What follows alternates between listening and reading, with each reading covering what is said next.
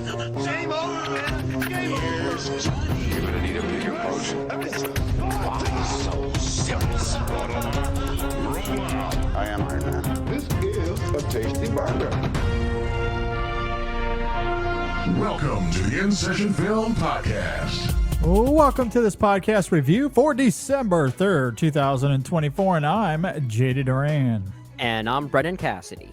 Hey, thanks for joining us, everybody, for a conversation that I'm very, very excited about. So if you follow us on social media at all, you will certainly know, maybe even be annoyed by, and that's perfectly understandable, my incessant praise of the animation category in the year of our Lord 2024. It has been quite fantastic. And there has been one film left out there lingering that we haven't really had a chance to talk about yet. And that time has come. We are now here. God forbid we're not going to be talking about Moana 2 again. What movie? I don't even know what you're talking Never about. Heard of it. That doesn't even exist. I have no idea. Yeah. Yeah, apparently we went to see a movie over the weekend. I don't even remember going. Yeah, Disney who? I don't know what you're talking about. It's funny. I texted JD when I sent him my review, and I was like, I promise I didn't fully hate the movie, but reading through that, it's like this was bad and this sucked and this was awful. It's like you're trying to be nice. Yeah, and I had to find ways to not to be horrible. Yeah, no, I thought you were kind in your review, and at that time I hadn't really seen the film yet, so I wasn't entirely sure. And then I went to see it, and I was like, "Oh yeah, Jacob was being cordial and nice, and good for him." in his review, Jacob is such a sweetheart. Everybody. Oh, he's great. So yeah, joining us for this episode is the great Jacob Throneberry. He's been here several times before, and he wrote the review for us at InSessionFilm.com for Moana 2, that is. But Jacob is here not to talk about Moana 2, but to talk about the animated film Flow. So yeah, that's another one where I saw that one, and I can't remember if he reached out to me or if I reached out to him, but we were talking about it soon after we both saw it for the first time. Might have even been the same night. I can't really recall, but we were both like, "Oh my God, this movie, we need to talk about it." And we DM'd each other a little bit back and forth. And so now Jacob is here to talk about it in more detail, in long form. I'm very excited. I'm super excited. Yeah, no, I remember I saw it.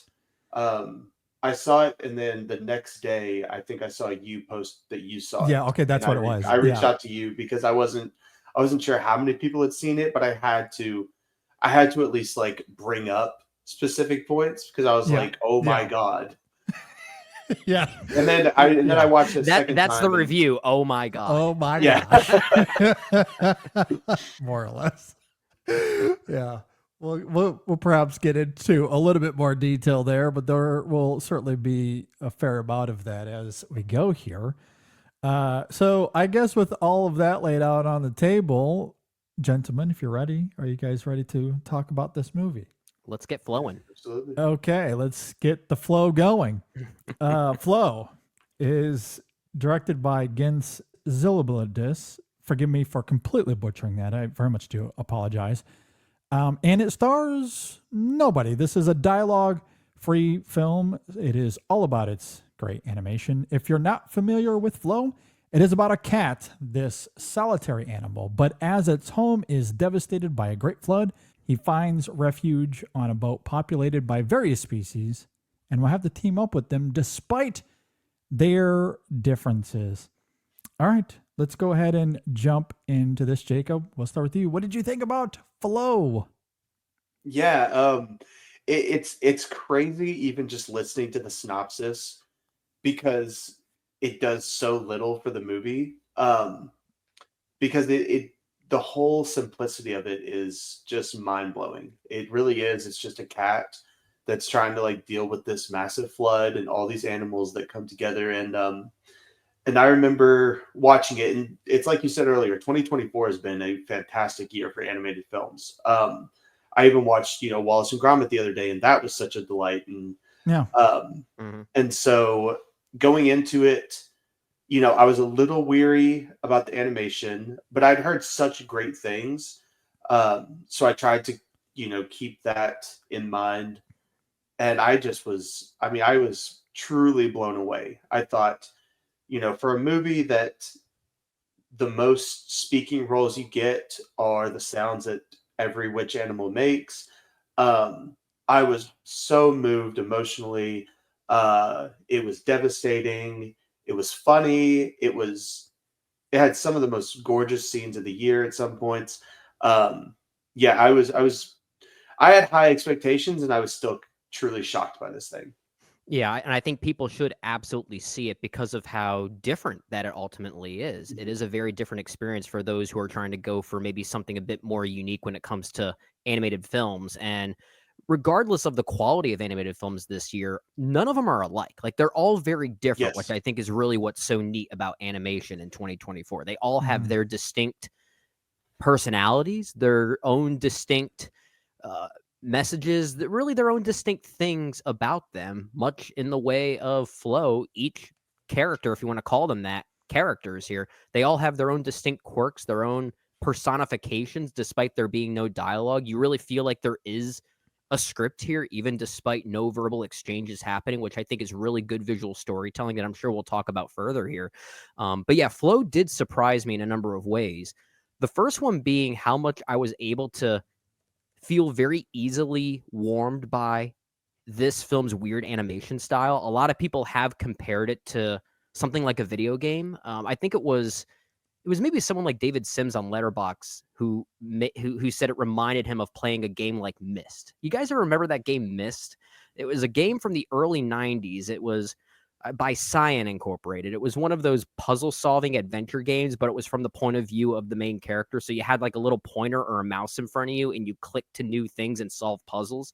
I think they were called like point and click adventure games, but Mhm. the world building and even the graphical design of some of those old Windows 95 games, if you will, is very reminiscent of the animation style and flow. It has a very open world quality to it, which kind of has a visual crudeness, but it also weirdly made the experience more immersive for me because it took me back to how I remember playing some of those games and how I would actually participate in the journey.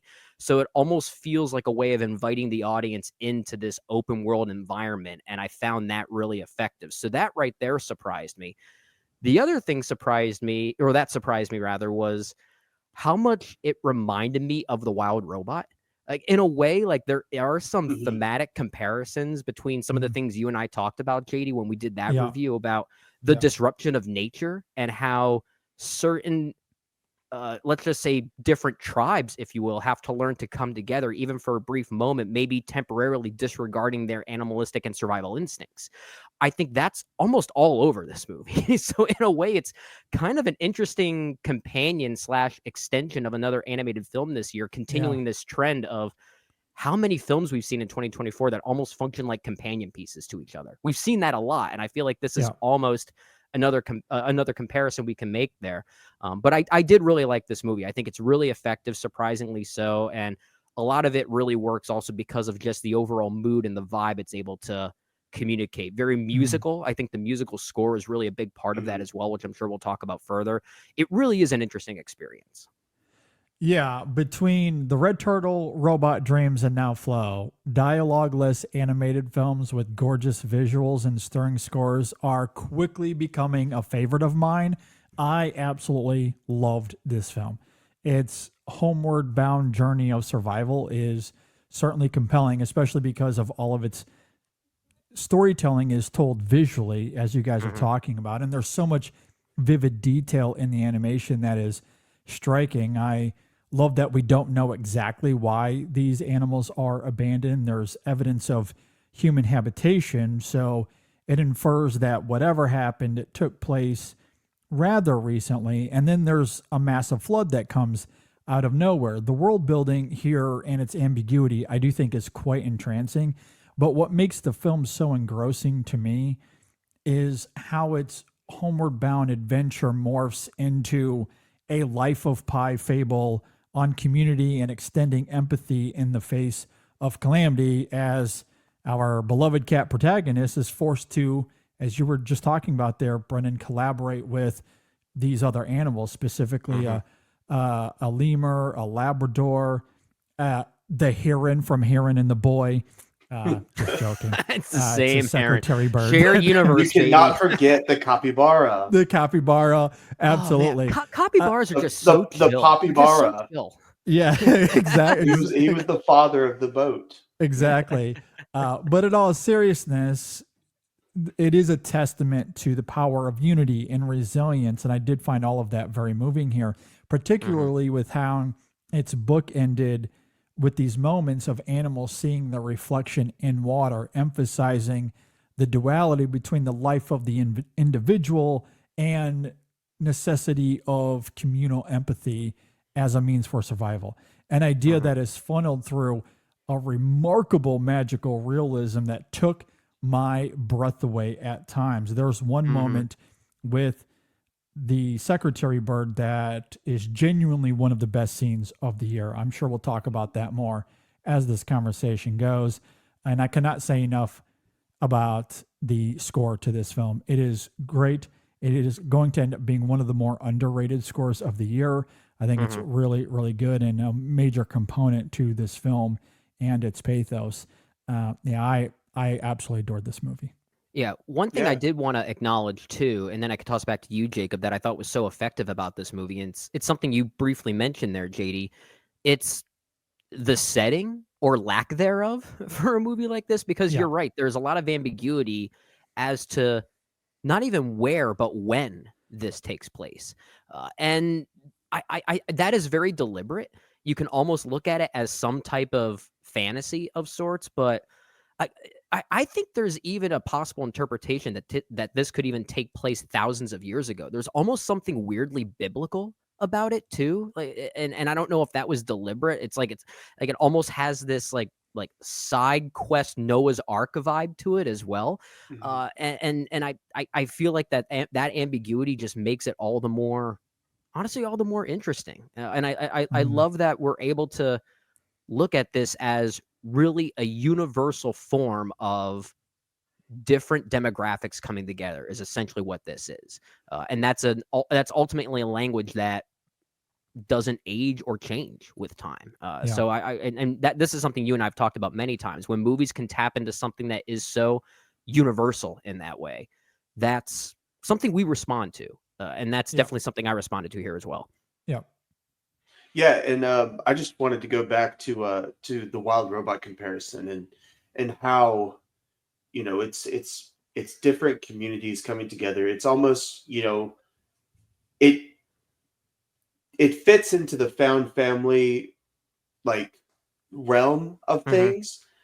But what I love about it is it's not like until later on, it's not like immediately they're all together. Like they're Yeah. together and they're there because of survival. And that's what Yeah. this movie is. It's survival. It is we don't know what's going on. We're trying to survive, and it's all of these animals that are very individualistic. And I'm sure if we talk about spoilers, there's so much that I want to talk about, especially in some of the characters or animals, however you want to put it.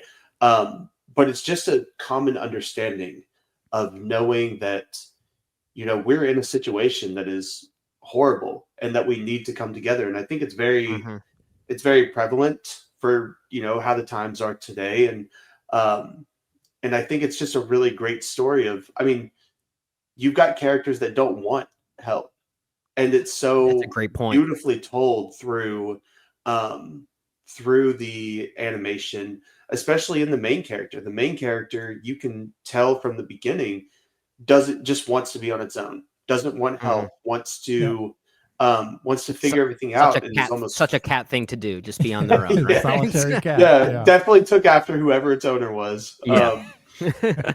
But through the film and through the visual storytelling and how well the emotion works, it shows that you can't do everything on your own. And there's so many scenes that I want to get to talking about. But that's one thing that I really loved is this like it's this community of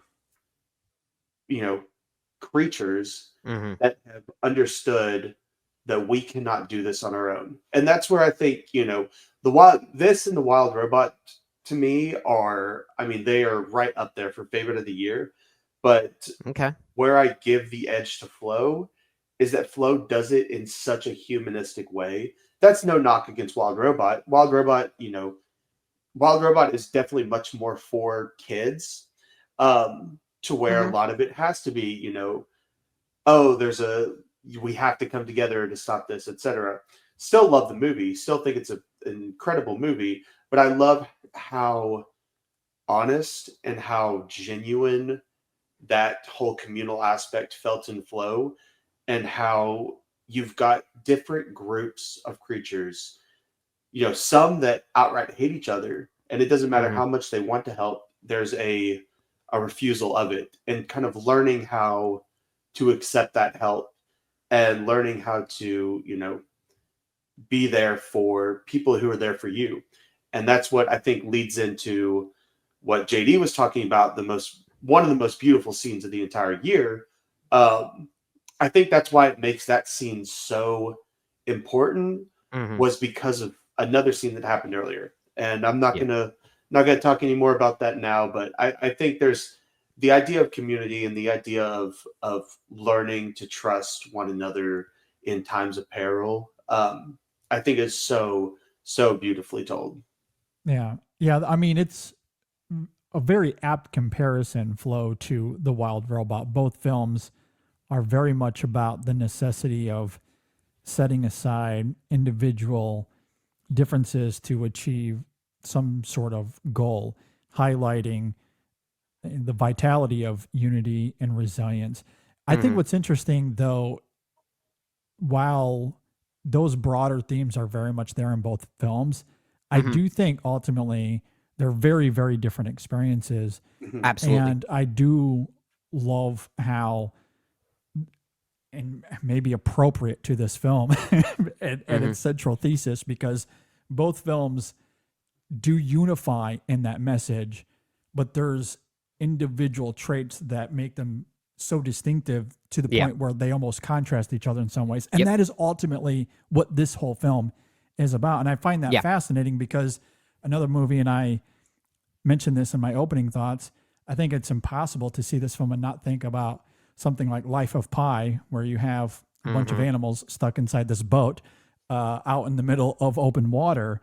However, Flow is in a lot of ways the anti-Life of Pi, because Death the of animals Pi? in that film were, very aggressive, and they, honed in on those natural instincts, where here it is quite antithetical, right? Where it becomes more communal, and they begin to share food. They are socially cordial, even if they're not familiar with the other species.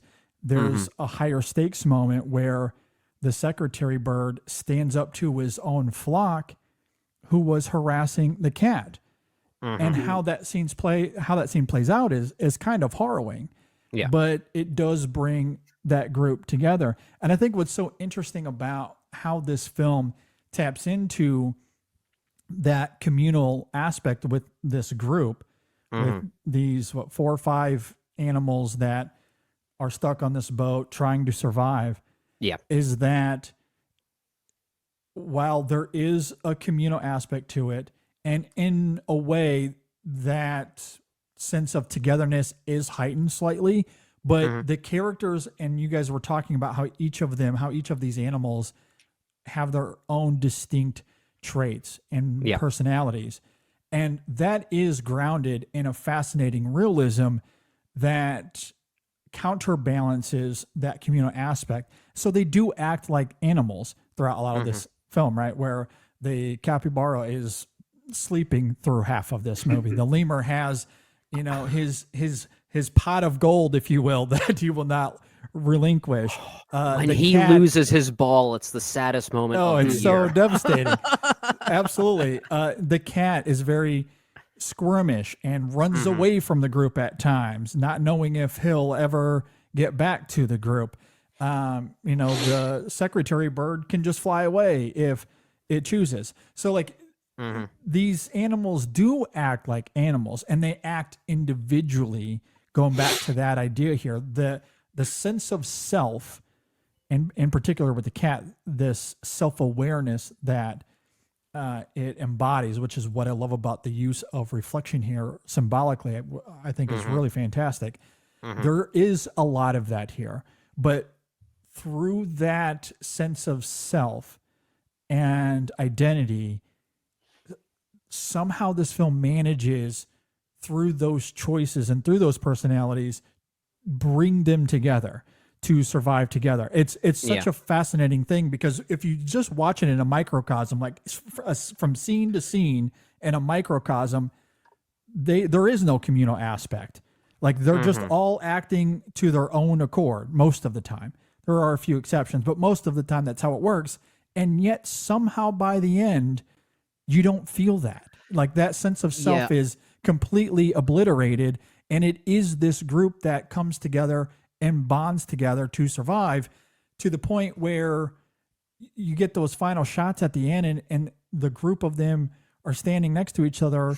And there's this deep sense of pathos, as if it was a group of people who bonded over a shared near-death experience or something to that degree. Like it's so fascinating how the film works in that regard. Yeah, and I think that right there is, while we're constantly making comparisons to something like The Wild Robot, and I still stand by them being decent companion pieces, there are things about it that make them very different in that way. And I think you're hitting the nail on the head there, JD, because by focusing on each of these characters, and we can call them characters, they are individual characters here. Yep. By maintaining their own individualities, it heightens the adversity that they're all facing. Whereas in something like The Wild Robot, it was more literally communal, I guess. It kind of emphasized them as nature all embodied in a way. But I think by doing so in The Wild Robot, it weirdly then raises questions about the disruption of nature and their survival instincts. Is that really a good thing or not? We talked about that quite heavily at The Wild Robot. I think with regard to Flow, those communal aspects are, I think the movie is trying to showcase that as more of a celebratory thing, which I think is what makes it distinct from something like The Wild Robot. Yeah, and it's very antithetical in that regard. Yeah, but I think it makes it for a very different experience. It's like, let's say if you were to watch that classic 1988 double feature in Japan, My Neighbor Totoro with Grave of the Fireflies. Both movies are absolutely about childhood, but not in the same way. In the slightest. No, and I think that's probably a very hyperbolic comparison to make as far as double features are concerned. But I'm trying to make a point that even so, despite the similarities to The Wild Robot, each of these films have their own, I guess, approaches at how they handle those communal and tribal themes with relation to nature. And I like how each character here, they don't always break away from those instincts. One of my favorite moments in the movie comes toward the end, and I'll keep it vague. It involves saving another character with a rope, I'll simply say. And 3 dogs come into it, and what happens? Oh, they see a rabbit and they run away. So they can't break away from their instincts, the way that they were raised. And I find that interesting as well, that it's able to maintain that individuality despite the different species at play here. Yeah, and I think that's what I meant when I said it was a more honest depiction, is because there is still, again, there are the survival instincts of, because those 3 dogs throughout the film, whenever they were needed and whenever like things were difficult, they were all on board. They were okay with everything. They were helping out. They were doing what they could. But then, once it got to a place where they felt safe and they were trying to save basically the animal that saved everybody, they ran off because they saw a rabbit. And I think that's the situation no longer benefited them, and they were going for something that then benefits them. Yeah, and I think that's where that's where the community really started to form, is that who did this strictly for survival and who did this for the sacrifice of the other characters. And I think sacrifice is a huge thing. Every character sacrifices something for whether it be Cat. I mean, it usually is Cat because he's the main character, but Yeah. whether it be for Cat or it be for something else. And I'm sure we'll get into what exactly they sacrifice. I don't want to, go too much into that now, but there is so much in sacrifice and in community and in that kind of animalistic nature, to where, again, it makes it such a real film, and it makes it such a real situation. I mean, I could see a movie about people going through a traumatic event, and then once they get out of it, a couple of people are like, all right, I'm going off to do my own thing. I'm not going to like help you out anymore. And so I think that's Life of Pi. kind of, yeah. Yeah. I mean, if you believe the story that that Pi tells at the end, that maybe it was all people after all, I guess it really is that same comparison then. Yeah. Yeah. And I think that's what really works so well. Yeah. And that's what's interesting. I could not help but think about Life of Pi a lot throughout this film, but not necessarily because it is the most apt of comparisons. As we've been talking about, something like The Wild Robot certainly has more in common, but it does feel like Flow was crafted to evoke a similar aesthetic, but narratively, dramatically, emotionally, it was actively subverting those things in Life of Pi. Because at the end of this film, when the boat is no longer in play, we'll say, in Flow, there again, it kind of circles back to that idea of community and that shared experience. Life of Pi plays out much more naturally, and there is a devastation to be had there. That is one of the more potent aspects of that film, I think, is when the tiger, spoiler alert for a 12-year-old movie at this point, but the tiger gets out of the boat and just walks away. Just no recognition to the person that saved its life at all. Like no gratitude, no thanks, no nothing. Like no acknowledgement whatsoever. Just walks away as a tiger would, right? Yeah. And I remember having to show that movie to my mom because she was so interested in it. And when that happened, she started bawling her eyes out, asking, why can't the tiger acknowledge? And I was like, because it's just an animal, Mom. It's not that kind of movie. For sure. And that's part of the allegory of that film. And it's why I think it is so stirring, because that moment does affect Pi. And the tiger just running off, I mean, it does kind of move him, and something the character talks about. I do love how this film, again, I'm simply inferring here, but it to me, it feels like that was top of mind. It's like, let's subvert that. And, maybe it's because it is an animated film. I don't know if that plays into it at all, but it does seem as if this film wanted to kind of flip that coin a little bit and showcase that shared experience and give us that acknowledgement without necessarily undermining, again, the individuality of these animals. Like, I still think that is maintained. I mean, there are times here where things are heightened for sure. The moment with the rope, as you're talking about there, Brennan, is probably one of the most heightened elements of it. It's very much it's a third act climax, if you will, for a movie for like sure this. For sure. Or even the simple notion of a secretary bird steering the boat. I mean, like that whole visual throughout the film, I think is them knowing how to steer the boat. Exactly. That's a good something I did like about this movie too, and I was picking up on, is that even though these are animals and they're clearly animals, they also sometimes behave like humans in a way, like they almost for sure. But I mean, I get that you have to do that for a movie like this because it helps with, keeping the story moving in a particular way. So it's kind of like it's like a necessary contrivance for a movie like this. But I think in a weird way, it actually adds a universality to it because it's trying to make this parallel between these animalistic qualities with humanistic qualities. So sure. I don't know if that was the intent, but it's definitely something that, caught my eye. Well, for reasons I'm sure we'll get to here shortly, it's also very evident by the end of the film that this is acting as a fable. So like Life of Pi, you don't have to take everything at face value. Yeah. Like some of those heightened qualities are in service to this story and make sense in getting us from one place to the next. And I think that's simply part of the fun. Like that's just that's a feature to this film, not a bug. And, honestly, I thought it was funny at times. There are actually some really for sure. good No, gags. it's great. I mentioned the lemur and his, you mentioned his pot of gold, if you want to call it that. When he lost his ball, it's the cutest thing ever. It's like a child losing a toy. Yeah.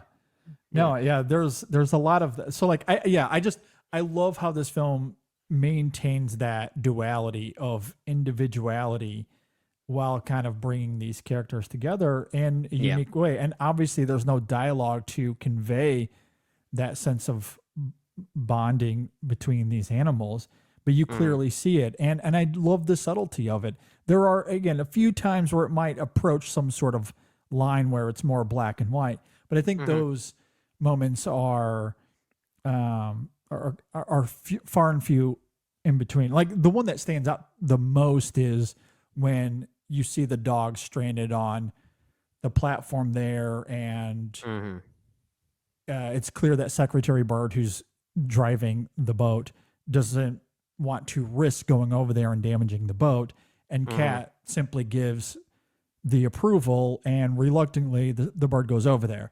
Like that is okay. There you're removing ambiguity, again, for the sake of drama and everything you guys mentioned earlier with the dogs and the duality there. I think is really great. I that's not a criticism. That's just to say that at times you have to kind of remove that ambiguity. But most of the time, I think the subtlety in terms of the communication maintains that individuality with these characters that I do think is quite remarkable. But there's almost like an evolution there, like an intelligence booming in this process, given the adversity that they have to overcome. It's actually making them weirdly, I guess, smarter or more human-like in this process. So it almost seems very gradual as well. For sure. Yeah. And I think especially with that scene, I think it's not so much, to me, it wasn't so much I don't want to ruin the boat. It was I'm going to let Cat make the decision. Because the heron had for some reason was very protective over the cat throughout the entire film. And, worked as like a guardian in some sort of ways. And even scenes we'll talk about, it tried to take Cat away from the entire situation as a whole. And I think with stuff like that, there was so much of, that nod, I think, was very important to say, like, yes, like I'll take on these people who might not be my friends, who might be my enemies, but I will take them on to help them in a situation where they can't get out of.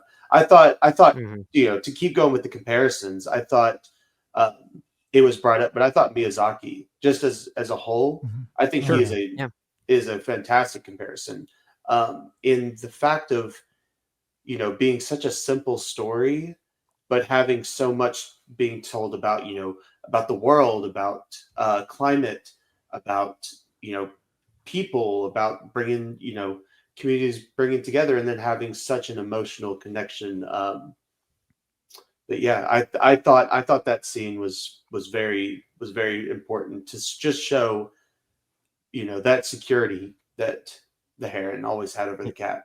I mean, I thought this was the same cat from Kiki's Delivery Service, is it not? It's not Gigi? It would not surprise me. This is the origin story. Yeah. No, you're right. Oh my gosh. What happened? So I do want to talk further about the Secretary Bird. There's two scenes in particular that we really need to talk about, but before we get to spoilers there, I just want to quickly note some of the filmmaking here. The camera is very fluid and active. This is a film where it is very, very kinetic, right? Of the shots to this film, there's lots of pans, lots of tracking shots. There's great use of long takes here. I love the lush animation, the use of color, how it implements architecture, the texture of the water, Again, the reflection of water, or in a couple of scenes early on with glass, like that shot panning in on the cat inside of the house, what you're getting reflection off the glass to show the outside is some of the most stunning animation I've seen. Like, I don't know how they pulled that off, but like there is incredible texture to the animation and the visuals here that I think are extremely redolent. And I do love how that is coupled with a very, very active camera, if you will. It's a very kinetic movie. I love the movement to this film. I think is really, really fantastic. So I at least wanted to note that as well. Okay, let's get to the Secretary Bird. Let's start with the scene. And I guess maybe for the rest of this conversation, we're going to get into some detail, perhaps some spoilers. So fair warning for the rest of the conversation.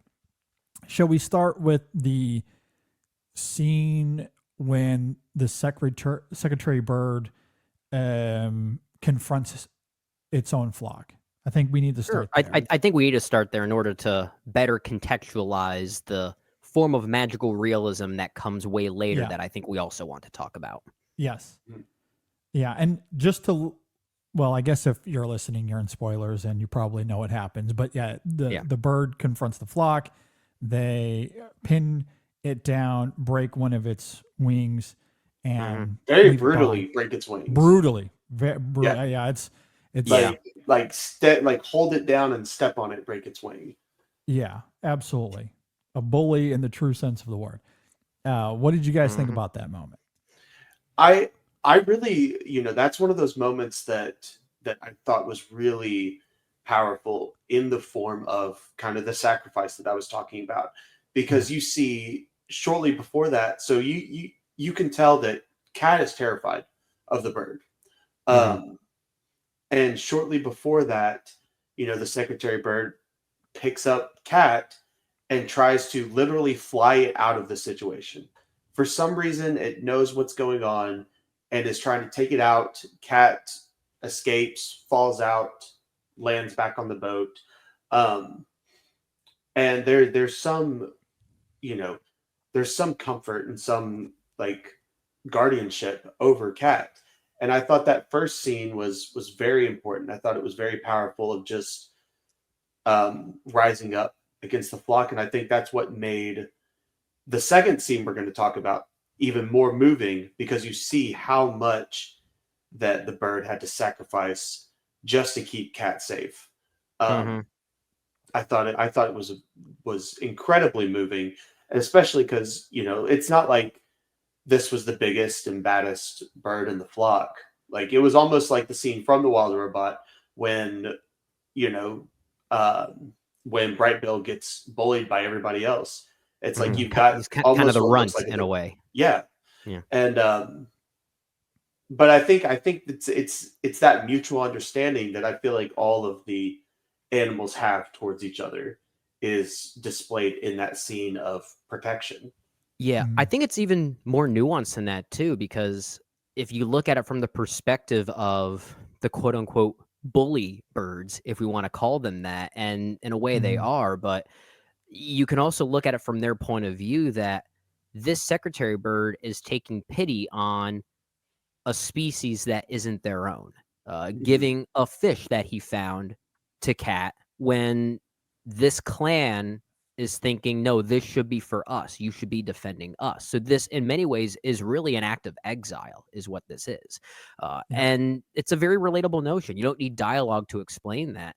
And I think that's what makes it really interesting, because I can kind of see, I'm not trying to defend one side over the other, but I can see both points of view and why these bully birds were upset Brendan by. Is pro-bully. I'm pro-bully. I'm pro-bully. Yeah, I am a bully. I mean, I bully JD all the time on this show. Just call me Bully Bird from now on. That'll be my name. Okay. Exactly. I'll start a band and call it the Bully Birds, and I'll thank you in our Grammy speech. but actually, I'll take it back to music. This is essentially someone getting kicked out of the band, right? Because of a form of betrayal, essentially. And I think by depicting it in a very simplistic way like that actually adds further nuance to the whole to the whole situation. I think there's a lot of texture here. Yeah. While it does make you feel warmed and proud of Secretary Byrd for looking after another species that isn't his or her own, I also acknowledge that this is a form of punishment, essentially, for going against what your Yeah. animalistic instinct should be. So there is a lot of texture here. Absolutely. And I think you can take it a step further in the sense that the cat wasn't just an outsider to the flock. It was literally food. Like there are scenes earlier where these birds are trying to fish cat out of the water, right? When he's there, nearly drowning in the water, trying to swim back to the rope or to the boat, you have these birds swooping down, trying to pick it off, all while the secretary bird that becomes part of the group later on, it's just standing there on the boat watching this. There are a couple of times where it's just standing there witnessing the cat have these near-death experiences, including one moment when he was picked up. Yeah. And then eventually finds his way back to the boat, but was actually caught out of the water. So that does begin this journey of empathy for this one specific secretary bird. And perhaps it is a runt of the group. Perhaps it sees vulnerabilities in the cat that it knows about itself as well, going back to this film's ideas of self-awareness and identity. That I think plays a big part into that scene as well. So it initially starts as you were talking about there, Brennan. It is able to catch a fish, gives it down there for the cat to eat, because at this point, cat had been struggling to find food. So it shows this moment of empathy, only for the other birds to come in and, to your point, feel as if this bird is betraying the flock. Yeah. And again, not just because it's, I guess, protecting an outsider, but protecting what is supposed to be their lunch, like their own food. What's like they had supposed to been keep hunting, them- like keep them actively alive. hunting. Yeah. Cat, yeah. Yeah. So it kind of, it's interesting how the film, we talked earlier about how it's this communal experience for these animals, but the film does a great job of reminding us that these are animals that have their own instincts. And when you betray those instincts, there are consequences. So is the moment of the bird getting its wing broken a little heightened? Absolutely. Is it a little Goodfellas? Absolutely. But I loved that about the film for reasons we're going to get into. I think there's some great symbolic purpose to Not expect the comparison to Goodfellas during this conversation. it. But look, the bird got curb stomped. I mean, that's I'm just totally imagining that bully bird as Jimmy Conway, Robert De Niro, right now. So that then leads us to, well, I guess, the bird gets his wings broken. He ends up joining the group, becomes a big part of it, as we mentioned earlier. So then there comes a moment later on where the bird decides to fly away, and Cat gets up on the ledge trying to see where the bird went, gets knocked into the water, and goes and finds Bird at the top of this ridge. And this is where the film takes quite the shift. And I loved it. This is where the magical realism comes into play. And how we can interpret this can go in God knows how many different directions. So this is going to be a really fun conversation. I know you've been itching to talk about this moment, Jacob. So why don't you lead us off? Yeah. With this moment of magical realism regarding this secretary bird. I don't know. This is one of the big reasons why I reached out to you, and one of the biggest reasons why I wanted to come on this was to talk about this scene. Yep. This scene of, Cat goes away from the group. It's just Cat and the bird, and then they start floating, and it's I guess implied death, and there's so much that is brought in. I've watched it twice, and I've just been truly entranced by every second of it. By the sense of sacrifice, by was was this a moment that Cat wasn't supposed to be a part of, and he got to experience something, you know, bigger than even the flow or everything like that. You know, was this kind of the sacrifice that was needed to restore the water? There's so much that I keep coming back to of what this scene actually was, but the one constant has been, like you said earlier, it is the most gorgeous scene of the year. Um, yeah, I don't know. There's a lot I'm thinking, and Mhm, so mhm. There's a lot happening in what is essentially a scene where almost nothing happens. yeah. And yet it gives you Yeah. everything. Yeah, But yeah, exactly. you're right, JD. It can be interpreted in many ways, and you're onto something there, Jacob, as far as how twisted that it is, as far as the directions you can take it in. But this scene is why, in my opening thoughts, way earlier in this conversation, I said that there might be something biblical about this whole Mhm. experience, because Yeah. I found something weirdly heavenly about the way that that sequence was at least visualized, and the fact that Cat was a part of it, I think, is sort of another communal form of that, sort of a way of communicating that togetherness even further.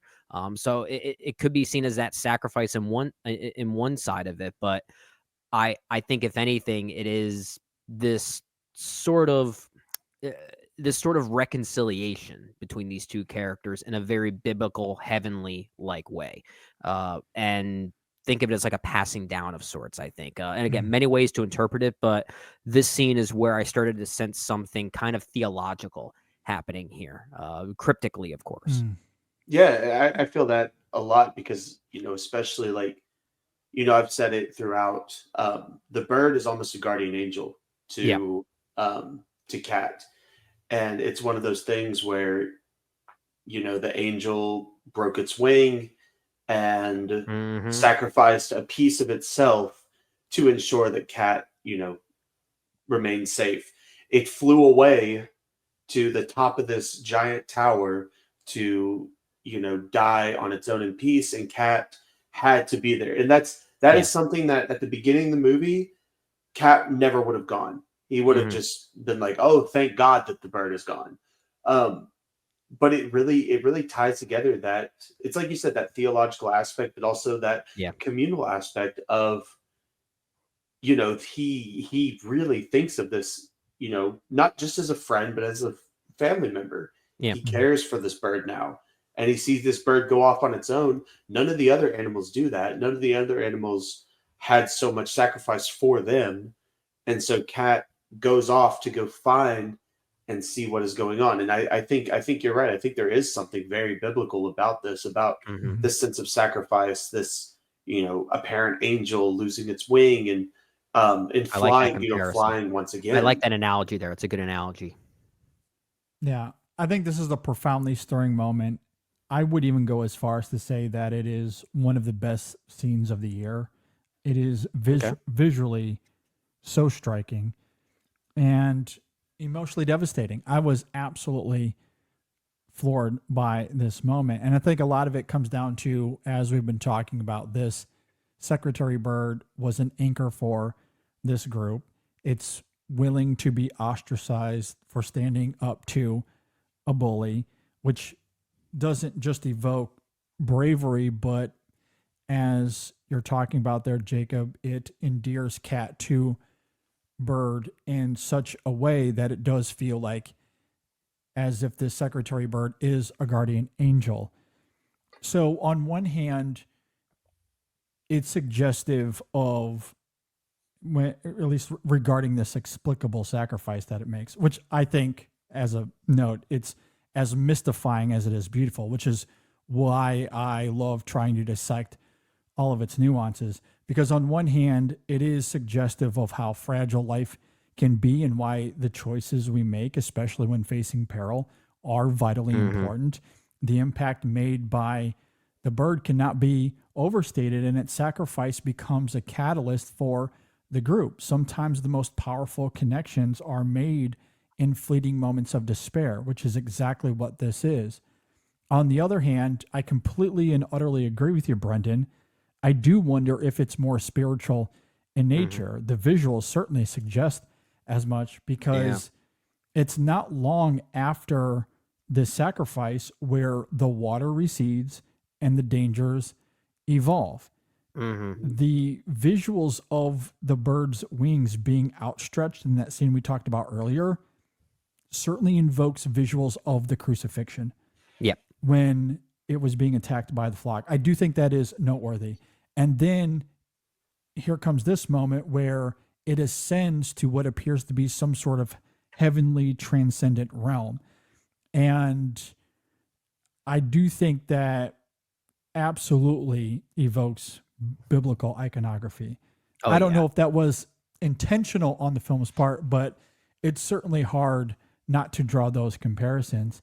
Either way, it is another extraordinary example of this film exhibiting the vitality of the individual versus the group. And no matter how you lay that out, the result is quite emotionally engulfing here. And it is, like I said, I think it's arguably one of the scenes of the year. Yeah, certainly one of the better scenes as far as animated films are concerned. I think it's beautifully mystifying, and you mentioned the score already, JD. We've all sort of talked about the musical score, probably the best scored moment of the film too. Yeah. Like if we're looking at this as individual score tracks, I'm not even sure if this soundtrack is available yet, or if at all. It is. No, I've It is? listened to Okay. it on Spotify. Well, God of knows course. how I mean, many you'd be the times. person to ask, and of course it is.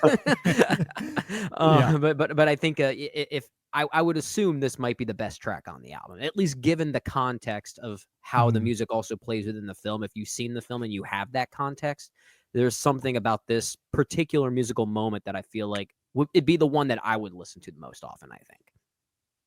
Yeah, I think there is. I think there again, when you take this movie as in a literal sense through solely the eyes of Kat, this is a film of, getting out of your comfort zone, learning to let other people help you, and to find a family when you want to be a loner. I mean, it is the story of a cat. And I think that this is so important, and I think it makes it even more important to the end in the film's, in my opinion, the film's saddest moment with the whale. And I think that there is such a tie into, not only does Cat want people to help him now, he wants to go out and help people. And I think that there is, if we are getting, super biblical, I mean, God flooded the earth because he wanted to disperse the earth of all the sins for Noah's Ark. I'm pretty sure. And so, you see this flood happening that forced Cat out of its isolation into this community with all these people. And once it recognized the sacrifice that was laid upon it, the water, goes back down to display, this is what community and what family can be. And there's a lot that I can, that could be pulled from that. And I think that's one of my favorite things about this film is just how much in a film that says nothing and that has a very simplistic story, there's so much that can be pulled from it. There is, and there's so much symbolism here that we haven't even really talked about. You mentioned the whale. I mean, like the choice to have these particular animals is certainly not an accident. There's definitely a deliberate choice here, and the emphasis on the whale, especially.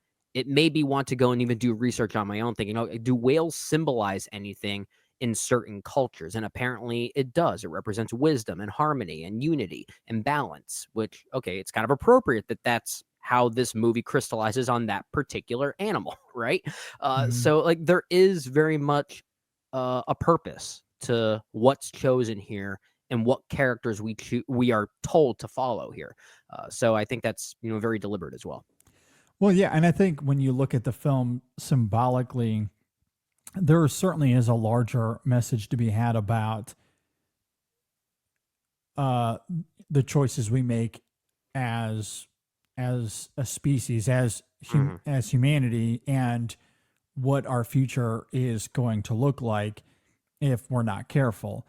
And I think that is summed up best by all of the man-made structures we see in this film, very vividly shown to us at one point or another being swallowed up by the ocean, right? What do you think about the statues at the beginning of the film, or this giant city that they come across that is completely engulfed by this flood and the ocean?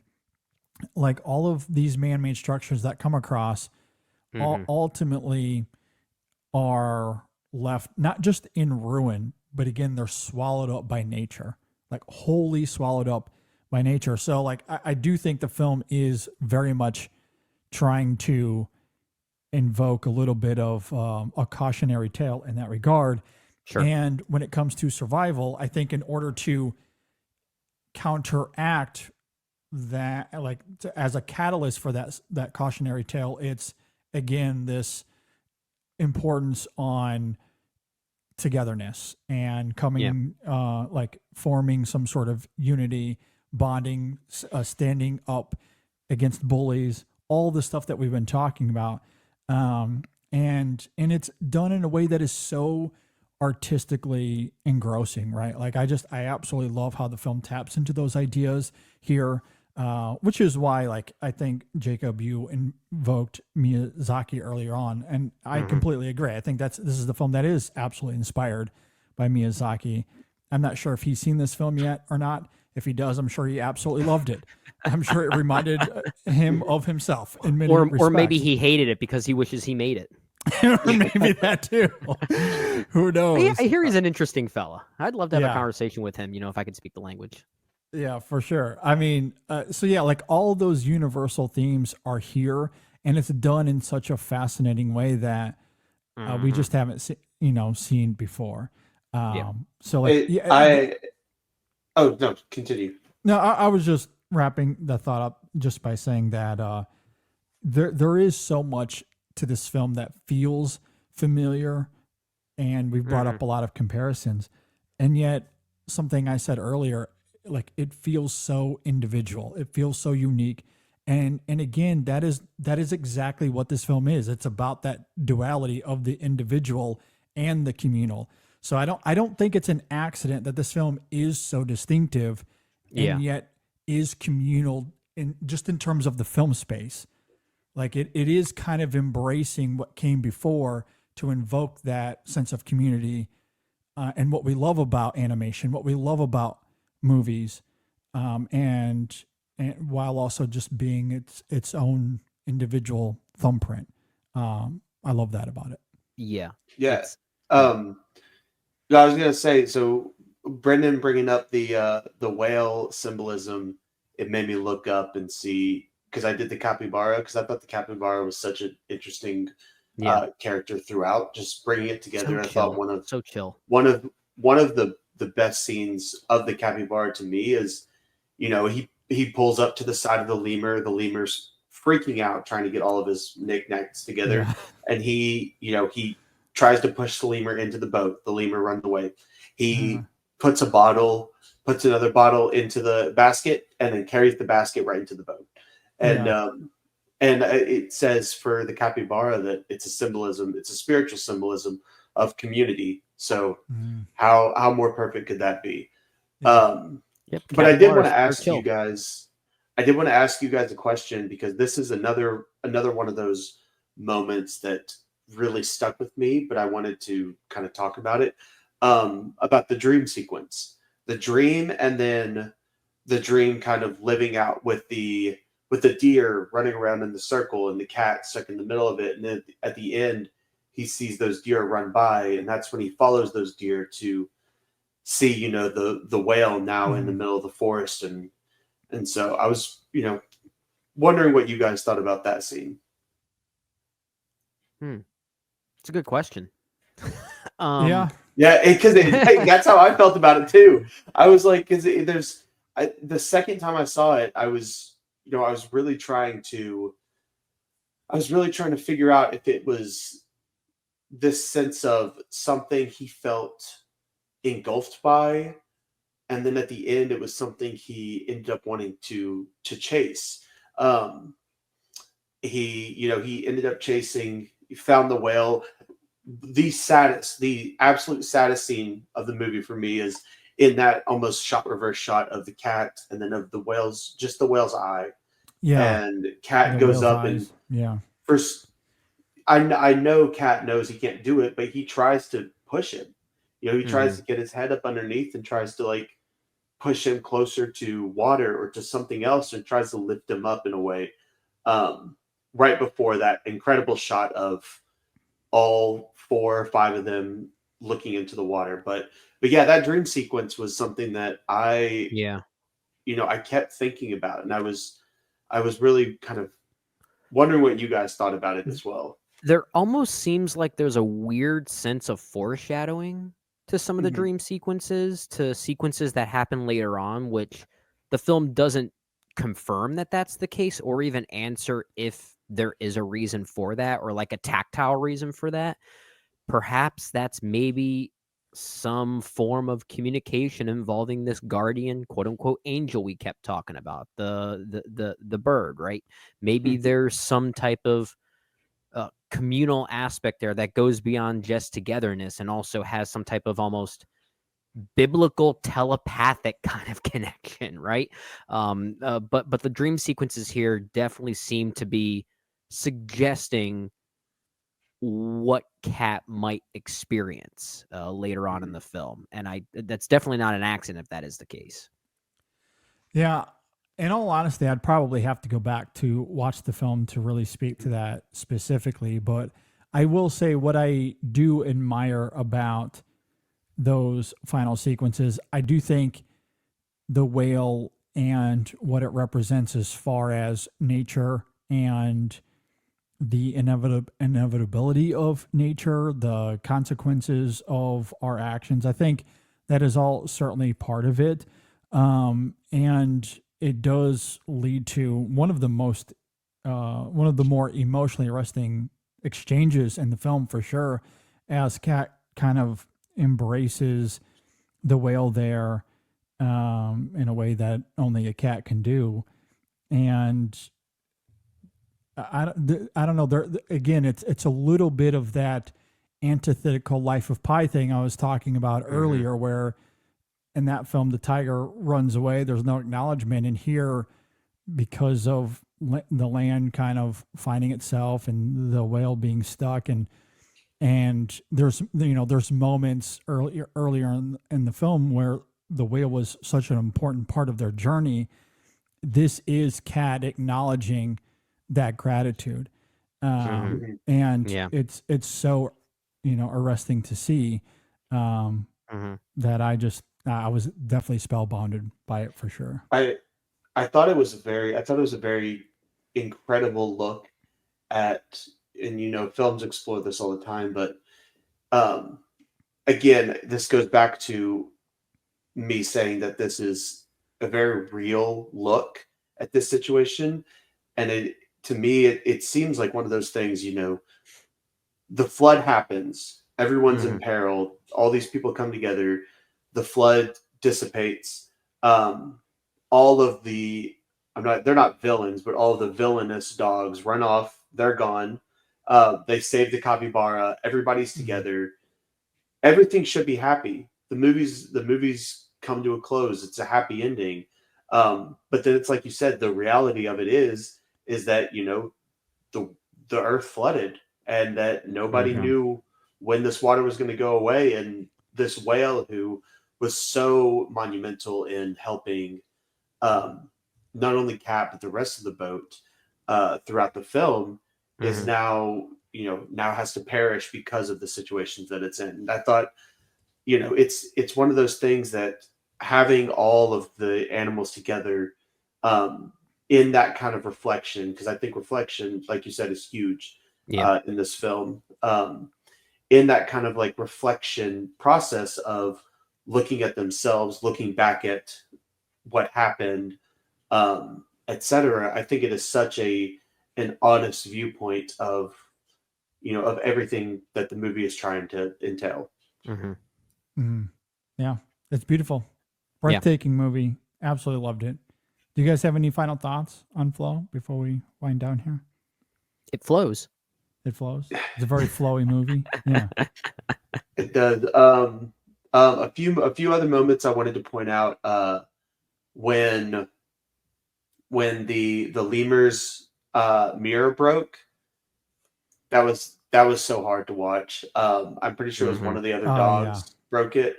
Yeah, because it's a toy. They wanted to play with it. Yeah. And then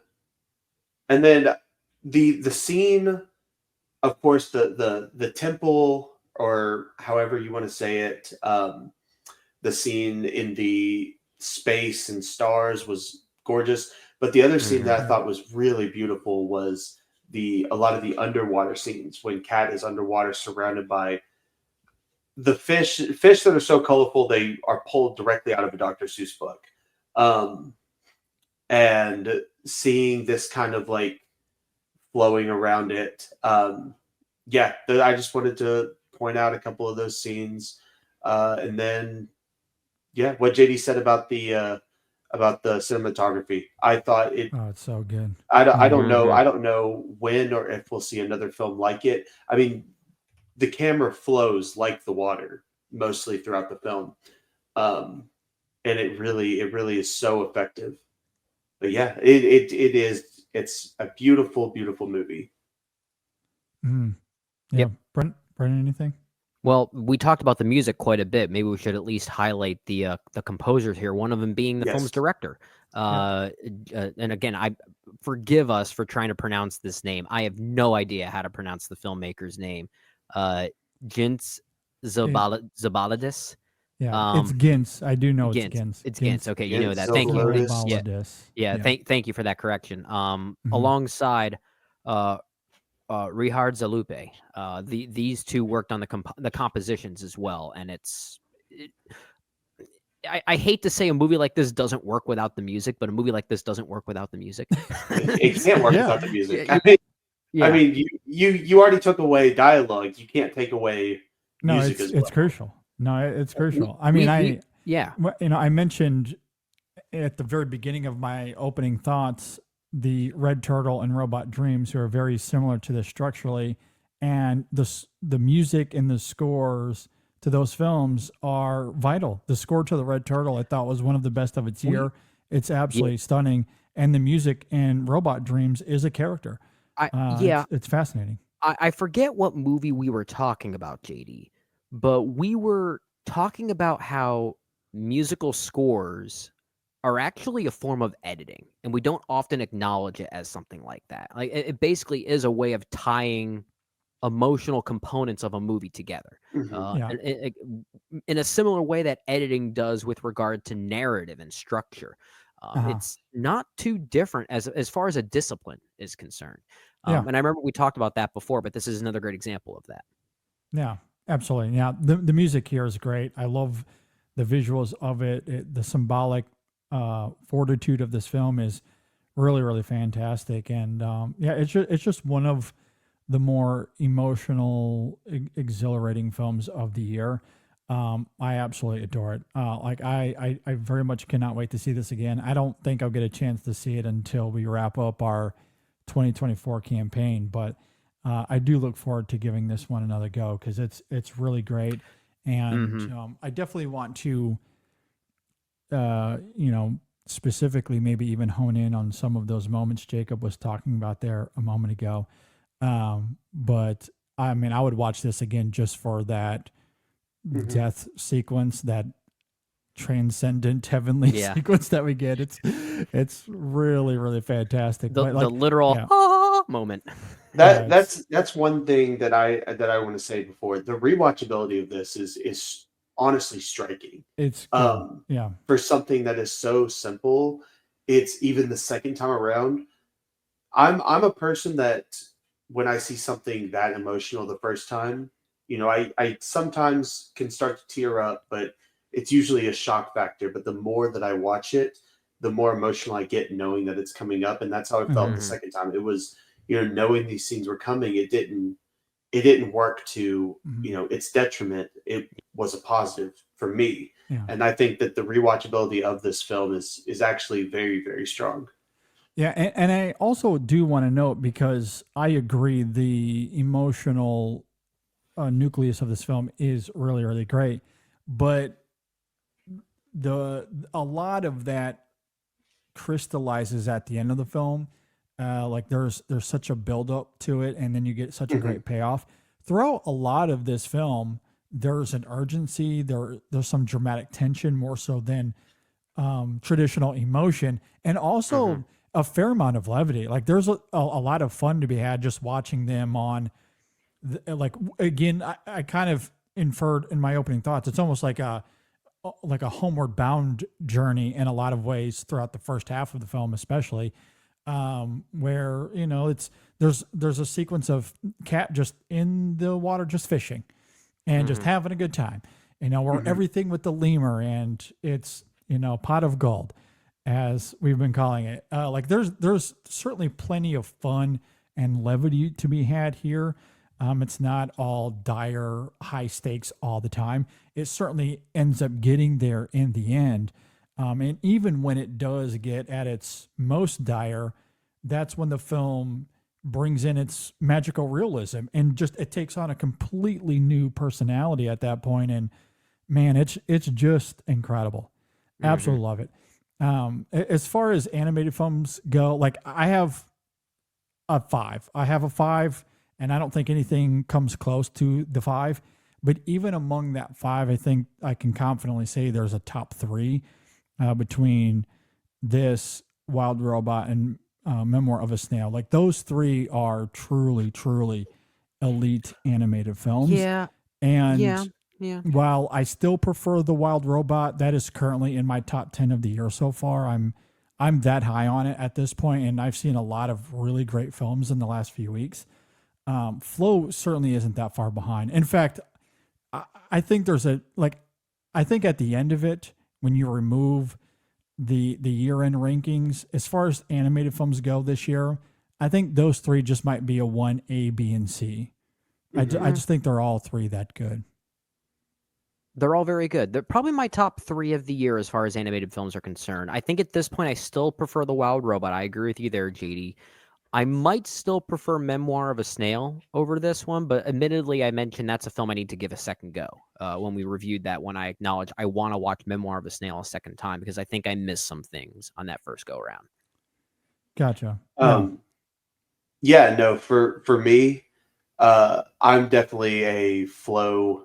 You're a Flow It head? was the Wild He's Robot, a yeah, Flowhead. Flowhead. But I think I was a Wild Robot after the first watch, and then after the second watch, when I let everything kind of sit in, and really got to experience it again, I think, and I love the Wild Robot. I think it's, in my opinion, I did the review for In Session. I think it is Pixar's best top tier film, but I think that the almost once in a lifetime nature of Flow is what kind of kicks it over the edge to me, in that there is nothing like this. There's nothing like this that I've seen, and there's nothing that we're probably going to see for a while. And that's fair. For that to work so well, yeah. I think that's what gave it the edge for me. Mm-hmm. Yeah, no, totally understandable. But Memoir of a Snail, I think, would be my third as well. Mm-hmm. Yeah, I love those 3. I think those are 3 elite animated films. Rank them however you want. Honestly, I don't. Yeah. I will And not I've been care which one watching a wins. lot of I don't care. I mean, Just don't put Piece by Piece and Moana 2 above them. seriously. Of all the ones, no. I've been championing the Wild Robot a lot on social media, and will continue to do so, because I think that film has a shot at getting nominated for other categories besides animation. And I do want it to win Best Animated Film, but I will say, like, if Flow ends up winning that category or surprising in a lot of these critics groups, not going to bother me at all. Not going to bother me 1 second, because I think Flow is just as good. It's good. It's really good. What I hope that people don't forget is that Flow is Latvia's international contender. Yeah. which Yeah. I would could love for compete it in to that get that category too. international. So, Yeah. yep, it's a foreign language film as well. Yeah, I'm curious to see what the Academy does, because I will say, like, I've caught up with a lot of the international films over the last, let's say, 3 weeks. That is an insanely stacked category. Oh, yeah. That is I going to be th- a really difficult category to narrow down. I don't see this getting nominated for Best International Film. I see it getting No. nominated for Best Animated Film, but not international. And the sad thing is, that category, at least at the Oscars and maybe some of these bigger awards, is going to be dominated by a film that definitely should not be there. But, you know, that's another conversation for another time. Anyway, Flow is great. It's very, very good. Go see it whenever you got a chance to. Jacob, thanks for being here. Really do appreciate you. Yeah, Yeah, and man. try to see it in theaters too if you can. I'm very happy Yeah. that I got to see it. I feel very blessed, but this is something that if I get the chance, I'm going to whatever theaters within a couple hour radius to go see it. It would be incredible on a big screen. For sure. Do appreciate you, Jacob, for being here. Where can we find you on social media and your work online, my friend? Thank you for having me. I'm Yeah. I'm so glad to always come on Yeah, and this talk was to you fun. guys and Absolutely. do this. I'm down to do it anytime. You can find me on Twitter, Instagram, Letterboxd, and I just bought Letterboxd Patron, so I need more followers to make up for it. But you can find me at all those places at JTberry97. And for the most part, you can find my work right here at In Session Film. Heck yeah. Absolutely. We do love that. So yeah, be on the lookout for his work on the website. You'll certainly see him here from time to time as well. Really do appreciate it. Once again, kind sir. If you agree or disagree with anything we had to say, please hit us up on social media, Facebook, Twitter, Instagram. You can email us insessionfilm@gmail.com. If you're watching on YouTube, leave a comment below. We would love to hear your thoughts on Flow. With that, also just want to quickly plug, we have another review coming out soon of Clint Eastwood's Juror number 2. So be on the lookout for that. Episode 613 is available right now. Speaking of animated films, we talk about Moana 2 and how deeply evil of a movie that is. And that might sound a little weird out of context, so go listen to that episode to hear that in context. F that movie. So go and check that out. Yep. All right. Well, with that, thanks, Jacob, for being here once again. Thanks for listening, everybody. Thanks for watching. We'll see you all next time on the In Session Film Podcast.